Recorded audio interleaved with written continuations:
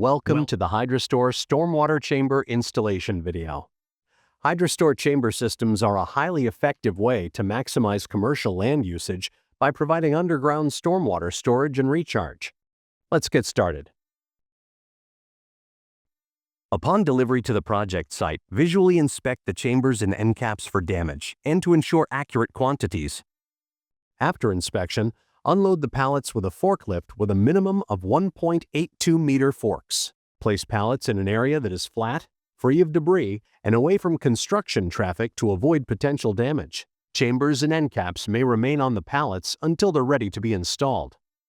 HydroStor chambers feature integrated handles to allow them to be easily moved and set in place to remove the chambers from the pallets. Carefully cut and remove the banding from around the chambers. With 2 people, use the handles to lift the chambers off the pallet and carry them into place. Warning: the chambers must not be removed from the stack by pushing them off from one side. Removing the chambers in this manner may result in chamber damage, injuries, or even death due to the inherent hazards associated with excavation. Special precautions should be taken. Obey all governmental guidelines for excavation safety. Using the project plans, excavate the chamber system bed, making sure to allow enough space for the entire system, including the chambers and manifolds. Ensure you have a minimum of 300 millimeters of excavation between the sidewalls and the chamber system, a minimum of 150 millimeters for HS-180 and 300 millimeters for the HS-31, HS-75, and HS-290 between the sidewall and the end caps. A stable foundation is required for installation. If water or unstable soils are present, take appropriate measures to ensure you have a stable foundation. The method used to remedy the issue will depend on your specific circumstance. The design engineer should be consulted to determine the appropriate method based on the site conditions. Once your excavation is deemed stable, place a 4 to 6 ounce M288 Class 2 or 3 non-woven filter fabric on the bed bottom as a separation layer. When placing the fabric, be sure to maintain a 610 millimeter overlap at all seams. After the fabric has been laid out, place a level base of 19 to 51 millimeter clean crushed angular stone over the entire excavated bottom. The bedding should be a minimum of 230 millimeters for the HS-180 and HS-290 chambers and a minimum of 150 millimeters for the HS-75 and HS-31 chambers. Additional bedding stone may be necessary based on the native soil conditions and the burial depth of the chambers. Consult a Tricel representative for minimum recommendations. Using a vibratory compactor, compact the stone base to achieve a flat level surface. If specified in the project plans, a perimeter underdrain may be laid in the stone bedding. Be sure it is not installed under a chamber footing. A manifold is used to distribute the stormwater to the chamber rows. A manifold system will typically consist of dual-wall pipe fittings and split-band couplers. Using project plans, lay out the manifold system at this time. To alleviate the potential for scour at the inlet locations, lay a 3.81-meter-wide strip of an ash-tow M288 Class 1 woven stabilization geotextile along the entire length of the manifold mainline, adequately covering the bedding beneath the inlet locations. The fabric should extend a minimum of 300 millimeters in front of the end caps. Position the end caps of each row with the inlet pipes.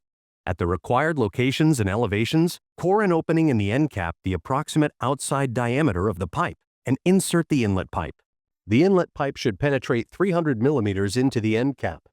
Repeat this process for each row. Cover any voids on the end caps greater than 19 millimeters with a non-woven geotextile to prevent infiltration of the backfill material.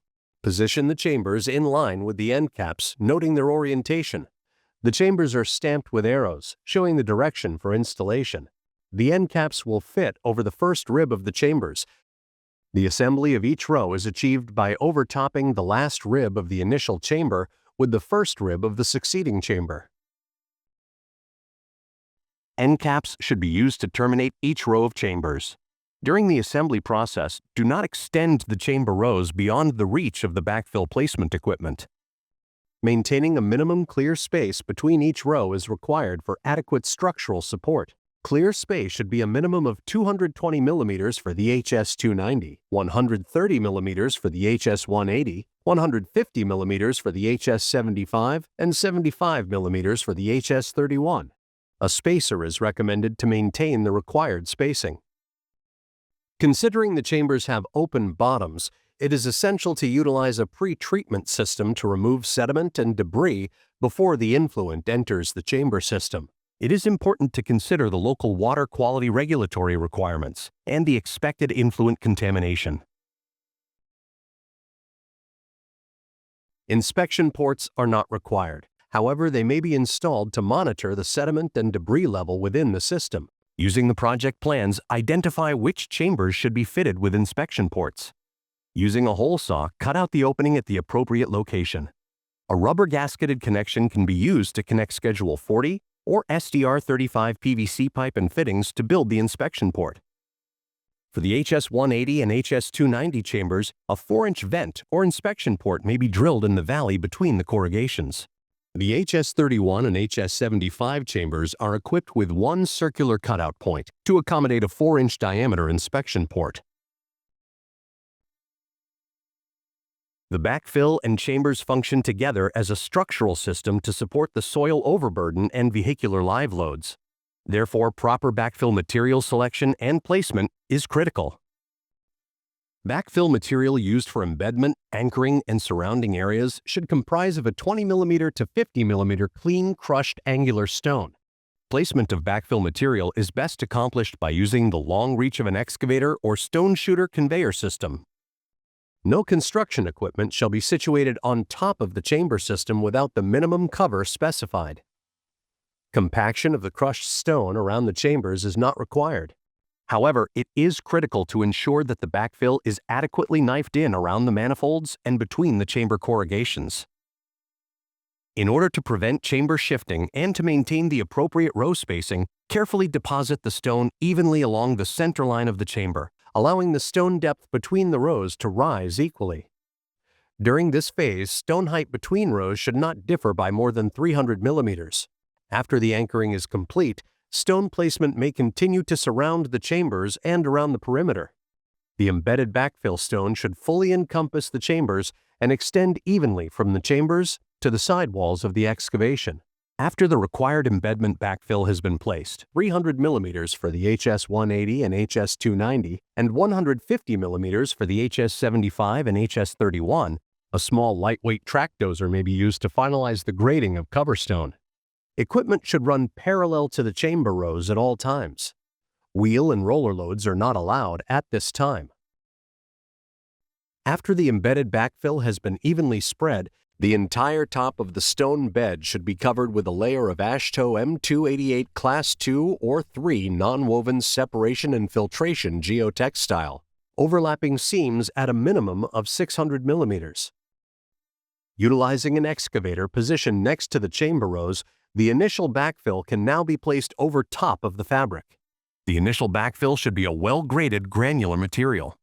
After a minimum of 600 millimeters for the HS290, 450 millimeters for the HS180 and HS75, and 410 millimeters for the HS31 has been placed, compaction of the backfill may begin.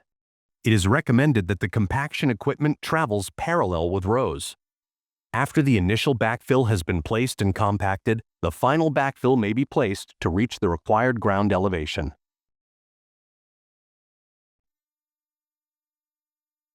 Measured from the top of the chambers to the bottom of pavement, chambers should have a minimum cover of 600 millimeters for the HS290, 450 millimeters for the HS180 and HS75, and 410 millimeters for the HS31 for H20 vehicle loading.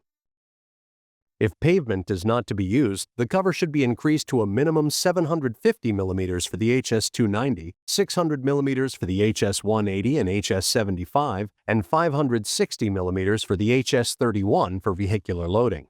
If the chambers will experience loading from construction equipment while the project is still being constructed, temporary fill may be placed over the system during construction and removed after the heavy equipment traffic is rerouted. The maximum burial depth for the HS290 is 1.2 meters and 2.44 meters for HS180 HS75, and HS31 chambers. Proper installation of your chamber system is critical to ensure structural integrity and maximum service life. This can be achieved by following the steps laid out in this installation guide. They were: easy handling with 2 people. Make sure to excavate adequate room for the system and ensure you have a stable foundation. Assemble chambers in the proper direction as indicated by the arrows on the chamber. Install pre-treatment structure and/or sediment row. Backfill evenly to prevent chamber shifting. Be sure to check the minimum and maximum cover heights. Contact us for more information on the chamber.